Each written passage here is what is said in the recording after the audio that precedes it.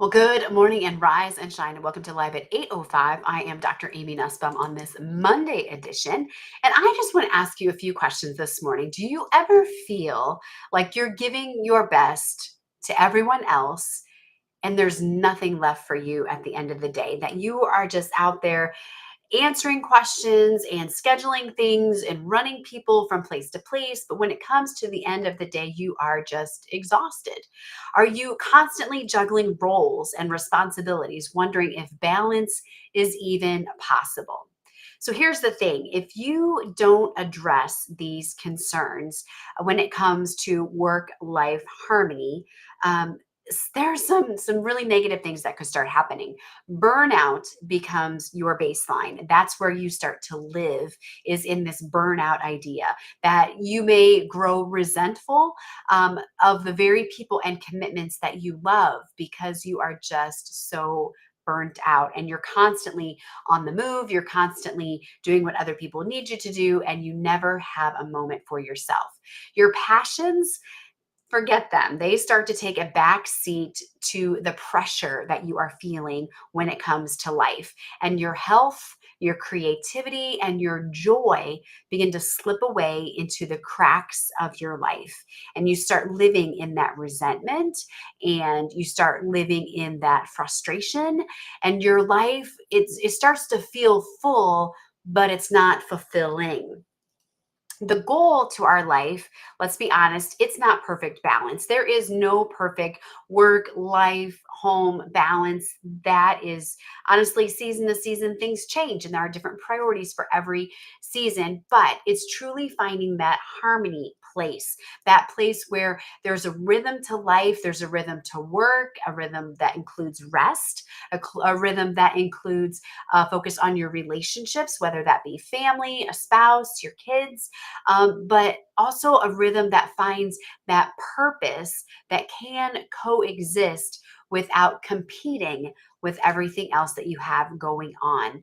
So if you're like, oh my goodness, this is where I'm at, this is what I'm struggling with, finding that balance in life. I feel like I'm constantly doing all of these things and I don't feel at peace with things, then maybe it's time to think about coaching. Because coaching, um, when I work with the clients, within the first week, my clients start to feel a sense of awareness and intentional rest. And within that first week, you will start to identify where your time and energy, where they're even going. Because sometimes you're so busy, you're not even sure. I'm just tired at the end of the day and I don't even know why. But in that first week, helping to pinpoint what's fueling you versus what is draining you, what's filling your cup and what is emptying your cup. Um, and really, we begin with some simple mindset and boundary shifts in your life. By week 4 of coaching, you start to identify some systems and boundaries and put those into place, restructuring your routines that serve your real priorities, not just putting fires out that keep coming at you. You're starting to set healthier limits around work and those things that are time sucks on your day. Because sometimes those are simple things like playing a game on your phone or scrolling through social media. They become a time suck that you need to place some boundaries around. And by that week 4, you'll start saying yes and no with clarity and with confidence, instead of thinking that you are superhuman, that you can get everything done, that yes, I can do that. Yes, I can do that. I can, I am um, I have to be involved in everything. We start to identify where are the priorities and what are the things that you need to say yes to, and what are the things that are pulling you away from your purpose and your passions.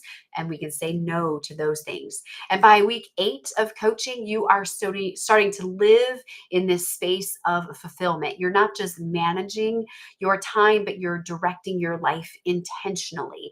You're showing up more fully at work because you're not so worried about the things at home, but you're then also showing it more fully at home because you're not worrying about the things at work.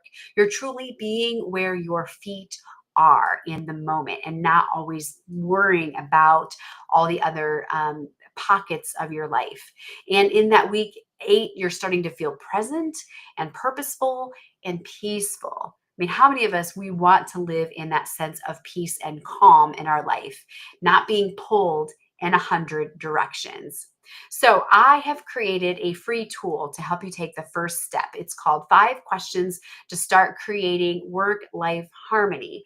This balance idea, it's kind of crazy, but having a harmony that things will coexist well together. And this is a simple guide, a simple guided worksheet to help you identify what needs to shift. So if you're interested in that, just drop a comments below, just say 5 questions, or send me a message, and I'll get that into your hands so you can start taking those first steps towards that harmonious lifestyle. And you don't have to continue stretching yourself thin in life.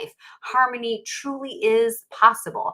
And it starts with one small step. And I would love to take that step together. So if you are interested in a complimentary brainstorming session where we can go over those 5 questions together, I would love to get that scheduled with you. Just drop a comment below or send me a message. Let's get that scheduled. And then let's see if maybe coaching might be something that would work well for you to get you into that space of peace and calm, away from this craziness, burnout, and just this lifestyle that is just dragging you down away from what you love, your family, your purpose, your passions, but instead you're finding that resentment and that drain and just exhaustion. So I would love to either get that resource into your hands, or I'd love to sit down and chat with you for 20, 25 minutes just to see where we can get you started. So I look forward to chatting with you soon. But until then, remember, you are made for more. So go light up this